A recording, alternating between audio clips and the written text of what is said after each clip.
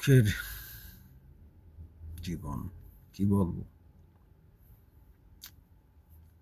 বারবার ৩২ নম্বরের বাড়িটির কথা মনে পড়ছে। 2000 বা 2001 সনে আমি বঙ্গবন্ধু মিউজিয়ামটি বা বার্থ প্লেস অফ বাংলাদেশের জন্মের বাড়িটি ভিজিট করেছিলাম। ভিজিট বইয়ে লিখেছিলাম অনেক কিছুই। শুনশান নীরব ছিল বাড়িটি। বৈশাখের মাস ছিল তখন। বাংলাদেশের মনে হয় গ্রীষ্মকালের শুরু বা বসন্তের শেষ।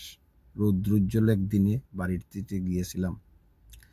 অনেক নিদর্শন স্মৃতি দেখেছি। বঙ্গবন্ধুর পড়ার টেবিল, বঙ্গবন্ধুর খাবার টেবিল, বঙ্গবন্ধুর পার্সোনাল লাইব্রেরি, বঙ্গবন্ধুর বেড, বঙ্গবন্ধু যে সিঁড়িতে নিহত হয়েছিলেন, বঙ্গবন্ধু যেখানে বিকালবেলা বসে থাকতেন, এরপরে অনেক কিছু মানে দেখে একেবারে বিমুগ্ধ হয়ে গেছিলাম। আবার কষ্ট পেয়েছিলাম যে বঙ্গবন্ধু এই বাড়িতেই নিহত হয়েছিলেন। মানুষ কত বড় জালিম হলে পরে, একটি জাতি কত বড় নষ্ট হলে পরে এইভাবে বঙ্গবন্ধু বাড়িটি ধ্বংস করে দিতে পারে।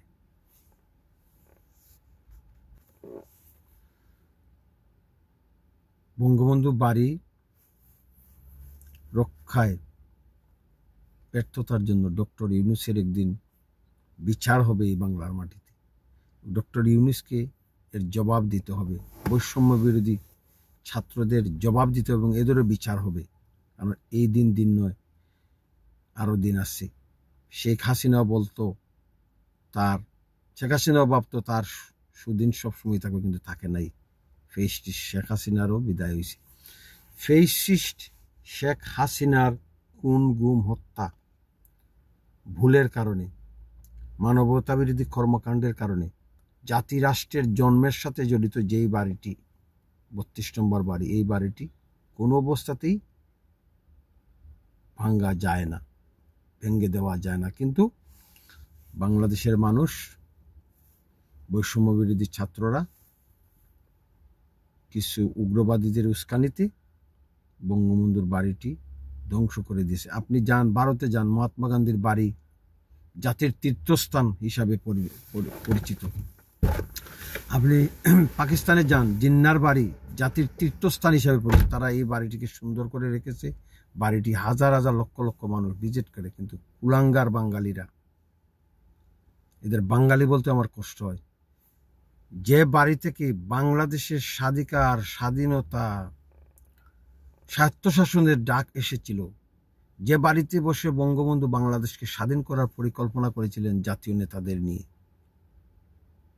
যেই বাড়ি থেকে 25শে মার্চের রাতের প্রথম পরে পাকিস্তানি বাহিনী গণহত্যা শুরু করার পর যে বাড়িতে বসে বঙ্গবন্ধু পিয়ার বেতারে বাংলাদেশের স্বাধীনতার ঘোষণা দিয়েছিলেন, যেই বাড়ির সঙ্গে বাঙালির আবেগ জড়িত, সেই বাড়িটি কিছু উগ্রবাদীদের হাতে, ব্রেইন ওয়াশ উগ্রবাদীদের হাতে ধ্বংস হয়েছে। এর বিচার একদিন বাংলাদেশে হবেই হবে। এদের জবাব দিতেই হবে। বৈষম্য বিরোধী ছাত্রদের ভুলে গেলে চলবে না। বাংলাদেশের 35% মানুষ, তারা ভবিষ্যতে ভোটে যাবেন। আওয়ামী লীগ যদি ইলেকশনে না আসে, এই 35% মানুষের ভোট হয়তো বৈষম্য বিরোধীরা 20% পেত।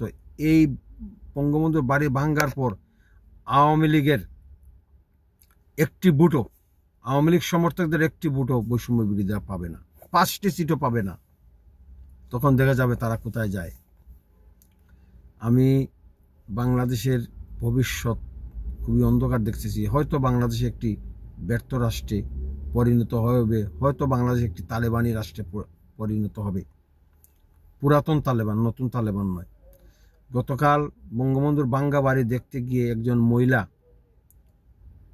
তার স্বাধীন রাষ্ট্রের নাগরিক হিসেবে তার মতামত দিয়েছিলেন। তাকে যেভাবে বৈষম্য বিরোধীরা ওই মহিলাকে অপমানিত, লাঞ্ছিত করেছে, একটা স্বাধীন রাষ্ট্রের স্বাধীন ভূমিতে এইভাবে বাংলাদেশের নারীরা নির্যাতিত হতে পারে না। তখন আমার মনে হয়েছিল আমি কি 1931 সাল দেখতেছি, যেভাবে 31 সালে পাকিস্তানিরা আমাদের মা বোনদের নির্যাতন করেছিল। স্বাধীন দেশের মাটিতে বাংলাদেশের নারীরা বৈষম্য বিরোধী ছাত্রদের হাতে যেভাবে লাঞ্ছিত হয়েছে, তার জন্য কি ডক্টর ইউনূস কোনো দুঃখ প্রকাশ করেছে? করে নাই। তার উপদেষ্টারা কি দুঃখ প্রকাশ করেছে? করে নাই।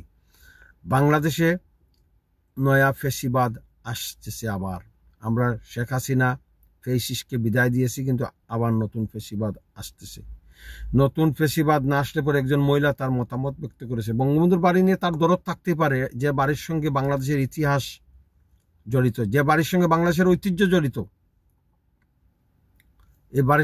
এ বাড়ি নিয়ে নাগরিকে তার মতামত দিতে পারে। কিন্তু এই মহিলাকে এভাবে নির্যাতন, তার মুখের মধ্যে ঠুসি মেরে মানে মুখ থেকে রক্ত পড়তেছে, এর জন্য কি ১৫০০ মানুষ এই বৈষম্য বিরোধী ছাত্রদের পিছনে, বৈষম্য বিরোধী ছাত্রদের ডাকে রাস্তায় নেমে জীবন দিয়েছিল এটা দেখার জন্য। বৈষম্য বিরোধী ছাত্ররা তাদের মূল দায়িত্ব ছেড়ে দিয়ে সুশাসন, আইনের শাসন, সংবিধানের শাসন কায়েমের জন্য তাদের লড়াই করার কথা। হসপিটালে মানুষ চিকিৎসা পাচ্ছে না, দেশের দুর্নীতিবাজরা এখনো অবাধে ঘুরে বেড়াচ্ছে, এদের ধরার কথা। বৈষম্য বিরোধী বিপ্লবে ২০,০০০ ছাত্র আহত হয়েছে, তারা চিকিৎসা পাচ্ছে না, তাদের চিকিৎসার ব্যবস্থা করা ছিল বৈষম্য বিরোধী ছাত্রদের কাজ। তারা এখন দল গঠন করার জন্য পাজারু জিপে হেলিকপ্টারে করে জেলায় জেলায় ঘুরে বেড়াচ্ছে, কিন্তু হসপিটাল মানুষ চিকিৎসা পাচ্ছে না, ভূমি অফিসে, ল্যান্ড অফিসে দুর্নীতি হচ্ছে, এসবের প্রতি তাদের কোনো নজর নেই। তাইলে কিভাবে বৈষম্য বিরোধী ছাত্ররা কিভাবে বাংলাদেশে সোশ্যাল বিপ্লব বা সামাজিক বিপ্লব সংগঠিত করবে? তারা তো প্রথমেই লাইনচ্যুত হয়ে গেছে। তারা কোটি কোটি টাকা ফান্ড পাচ্ছে, তারা হেলিকপ্টারে যাচ্ছে, তারা পাজারো জিপে যাচ্ছে মিটিংয়ে, তারা কমিটি করতেছে। হ্যাঁ, ভালো কথা, কমিটি করুক, কিন্তু বঙ্গবন্ধুর বাড়ি বৈষম্য বিরোধী ছাত্রদের হাতে ভাঙ্গার পর এই দলটি বাংলাদেশে কতটুকু জনপ্রিয় হতে পারবে? বৈষম্য বিরোধী ছাত্রদের দ্বারা গঠিত দল, আমার সন্দেহ আছে। কারণ আমরা ৭১ সালে জামাতকে জেলা এখনো আমরা ব্লেম করি বঙ্গবন্ধুর বাড়ি ভাঙ্গার জন্য। বাংলাদেশ যতদিন থাকবে, বাংলাদেশের মানুষ যতদিন থাকবে, আমরা বৈষম্য বিরোধী ছাত্রদের আমরা ব্লেম করব। যদিও তারা শেখ হাসিনার মতো ফেসিস্টকে পতন ঘটিয়েছে, কিন্তু বাড়ি ভাঙ্গার জন্য, একটা ঐতিহাসিক বাড়ি, বাংলাদেশের জন্মের বাড়ি, বিশ্বের বড় বড় নেতারা এই বাড়িতে ভিজিটে এসেছিলেন, এসে তারা অবাক হয়ে গেছিল বঙ্গবন্ধু এই ধরনের একটা সাধারণ বাড়িতে থাকেন, কিন্তু এই বাড়িটি তারা ভেঙে দিয়েছে। আমরা কি তাদের পাকিস্তানিদের রেখে যাওয়া উত্তরসূরি কি মনে করতে পারি না? তারা যদি পাকিস্তানিদের উত্তরসূরি নাই হবে, তাহলে তারা এই বাড়ি টার্গেট করলো কেন? এই বাড়ি ভাঙলো কেন? এই বাড়ির সমস্ত ডকুমেন্ট তারা নষ্ট করলো কেন? ঐতিহাসিক সব ডকুমেন্ট, মুক্তিযুদ্ধের সব অনেক ডকুমেন্ট এই বাড়িতে ছিল। শেখ হাসিনা খুনগুম করেছে, শেখ হাসিনার খুনগুমের কারণে পালিয়ে গেছে, তার বিচার হবে। শেখ হাসিনার ভুলের কারণে এই জাতির এই সম্পদ, এই ঐতিহাসিক বাড়িটিকে ধ্বংস করা তাদের উচিত হলো। এটা কি রাষ্ট্রদ্রোহিতা না? ডক্টর ইউনূস যদি সংবিধান মেনে প্রধান উপদেষ্টা হয়ে থাকেন, তাহলে সংবিধানে তার উচিত ছিল এই বাড়িটি রক্ষার জন্য ৫,০০০ আর্মি ডিপ্লয় করা। সবাই দাঁড়িয়ে দাঁড়িয়ে দেখলো বঙ্গবন্ধুর বাড়ি সারা রাত ধরে ভাঙ্গা হচ্ছে, বুলডোজার আনা হয়েছে, বুলডোজার দিয়ে ভাঙতেছে, এক্সকাভেটর দিয়ে ভাঙতেছে, আর সব কিছু কুলাঙ্গার জারজ এখানে বাড়ির সামনে দাঁড়িয়ে দাঁড়িয়ে বিবৃতি দিচ্ছে এটা খুব ভালো হয়েছে। কুলাঙ্গার যারা জানে না, তাদের মা চাচিদের, দাদিরা পাকিস্তানিদের বয়ে জঙ্গলে লুকিয়েছিল, সেই স্বাদের পাকিস্তান ভেঙ্গেছে বঙ্গবন্ধু এই বাড়িতে বসে। এটাই তাদের আসল প্রতিশোধ। তারা এটা প্রতিশোধ নিয়েছে। এটা সেই পাকিস্তানিদের প্রেতাত্মা হলো এই বৈষম্য বিরোধী ছাত্রদের মধ্যে, যারা এই বাড়ি ভেঙ্গেছে। বাংলাদেশের মানুষ, কোটি কোটি মানুষ শেখ হাসিনাকে ঘৃণা করে, তার ফেসিজমকে ঘৃণা করে। এরা আওয়ামী লীগ করে, কিন্তু ঘৃণা করে শেখ হাসিনাকে, আওয়ামী লীগকে ঘৃণা করে এই ধরনের একটা গণহত্যা চালানোর জন্য। কিন্তু বঙ্গবন্ধুর বাড়ি ভাঙ্গার জন্য এখন বৈষম্য বিরোধী ছাত্রদেরও বাংলাদেশের মানুষ সারা জীবন ঘৃণা করবে। তারা নয়া ফেসিস্ট হয়ে উঠতেছে, বৈষম্য বিরোধী ছাত্ররা ফেসিস্ট হয়ে উঠতেছে। ভবিষ্যতে বড় ধরনের ফেসিজম বাংলাদেশে আসতেছে। বাংলাদেশের মানুষের জীবন নিরাপদ নয়, আমাদের দুর্ভাগ্য। যে বাংলাদেশের প্রতিটি রাজনৈতিক দল, জাতীয় পার্টি, আওয়ামী লীগ, বিএনপি, নতুন ফেসিস্ট যে বৈষম্য বিরোধী ছাত্ররা যে দল করতেছে, এটাও ভয়াবহ ফেসিস্ট দল হয়ে উঠবে। যদি তারা ফেসিস্ট না হয়, তাহলে একজন মহিলাকে তারা কিভাবে আঘাত করে, কিভাবে বঙ্গবন্ধুর বাড়ি ভেঙে তারা ডিজে পার্টি করে, উৎসব করে। এই বাড়ির সঙ্গে বাংলাদেশ রাষ্ট্রের ইতিহাস জড়িত। বৈষম্য বিরোধী ছাত্রদের মনে রাখতে হবে, বাংলাদেশ নাম যে তোদের ফাস্টফুডের লেখস, এই বাংলাদেশ নামও বঙ্গবন্ধু দিয়েছেন, বাংলাদেশের পতাকা বঙ্গবন্ধু দিয়েছেন, জাতীয় স্মৃতিসৌধ বঙ্গবন্ধু দিয়েছেন।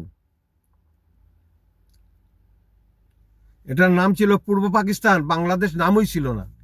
বঙ্গবন্ধু 1969 সালে এই ভূখণ্ডের নাম দিয়েছেন বাংলাদেশ, বলছেন এটা পাকিস্তান বলে ডাকা যাবে না।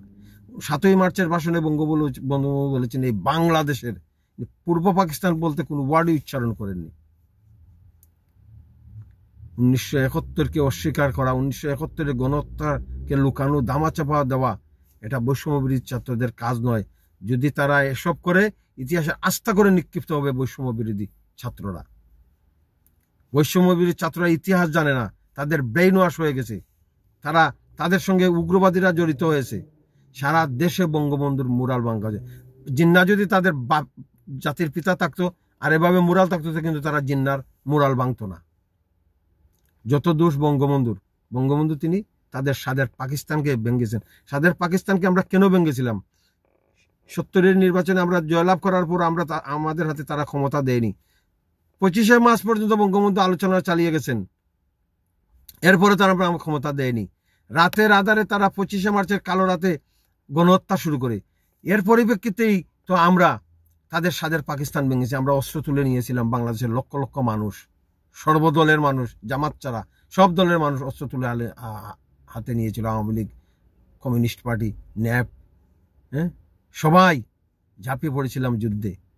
এই ধরনের একটা গণহত্যার বিরোধিতা করা আমাদের জন্য ফরজ হয়ে গিয়েছিল। তারা আমাদের উপর যুদ্ধ চাপিয়ে দিয়েছিল, তার জন্যই আমরা অস্ত্র তুলে নিয়েছিলাম, যুদ্ধ করেছিলাম। 9 মাস যুদ্ধ করে দেশ স্বাধীন করে আমরা স্বাধীন ল্যান্ড পেয়েছি, কনস্টিটিউশন পেয়েছি। তারা মুক্তিযুদ্ধের কনস্টিটিউশনকে কবর দিতে চায়, অথচ কনস্টিটিউশনের তারা জানে না। কনস্টিটিউশনে তারা ভালো করেই পড়ে না। কনস্টিটিউশনে যেসব ফেসিস ধারা আছে, কয়েকটি ধারা, 10-12টি ধারা হতে পারে, এগুলো বদলানো দরকার। কিন্তু কনস্টিটিউশনের কয়েকশো আর্টিকেল আছে। এই আর্টিকেলগুলো কি মুক্তিযুদ্ধের সময় যেসব স্বপ্নের উপর ভিত্তি করে আমরা যুদ্ধে গিয়েছিলাম, সেইগুলোই বাংলাদেশের সংবিধানে লেখা হয়েছে। এটা মুক্তিযুদ্ধের সংবিধান। এই সংবিধানকে তারা কবর দিতে চায়। আমি আশঙ্কা করতেছি তারা একদিন জাতীয় স্মৃতিসৌধে আঘাত করবে, শহীদ মিনার ভেঙে ফেলবে, যারা পাকিস্তানিরা 1971 সালে ভেঙে ফেলেছিল শহীদ মিনার। বঙ্গবন্ধুর বঙ্গবন্ধুর হাতের সাথে, স্মৃতির সাথে জড়িত কোনো কিছু তারা বাংলাদেশে রাখবে না। সেটা জাতীয় স্মৃতিসৌধ হোক, জাতীয় সঙ্গীত হোক, কোনো কিছু তারা রাখবে না। ভয়ঙ্কর ফ্যাসিবাদ আসতেছে। বৈষম্য বিরোধী ছাত্ররা আমাদের বিপ্লবকে হাইজ্যাক করতে যাচ্ছে। তারা জনগণের জন্য হেলথ, এডুকেশন,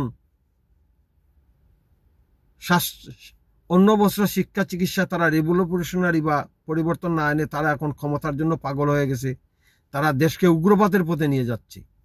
এটা যদি চলতে থাকে, বাংলাদেশের ভবিষ্যৎ খুবই খারাপ। বৈষম্য বিরোধী ছাত্রদের বঙ্গবন্ধু বিদ্বেষী, মুজিব বিদ্বেষী, মুক্তিযুদ্ধের চেতনা বিদ্বেষী হয়ে ছাত্ররা বেশি দিন টিকতে পারবে না। বাংলাদেশের মানুষ মনে রাখবেন, স্বাধীন চেতা, কোনো প্রপাগান্ডায় তারা কান দেবে না। হাসিনার প্রপাগান্ডা বা অন্যদের প্রপাগান্ডায় আমরা কান দেব না। সত্য যেটা, সত্যের উপর ভিত্তি করে আমরা লড়াই করব। মুক্তিযুদ্ধের চেতনা, বঙ্গবন্ধুর মান মর্যাদা আমরা রক্ষার জন্য আমরা মাঠে থাকবো সবসময়। ফ্যাসিস্ট শেখ হাসিনাকে আমরা কোনোদিনও আর সাপোর্ট করব না, এবং ফ্যাসিস্ট শেখ হাসিনার বিচার হওয়া দরকার, এটাও আমরা চাই। ধানমন্ডির 32 নম্বর বাংলার জন্য ইউনিসের বিচার হবে, বৈষম্য বিরোধী ছাত্রদের বিচার একদিন বাংলার মাটিতে হবেই। জয় বাংলা।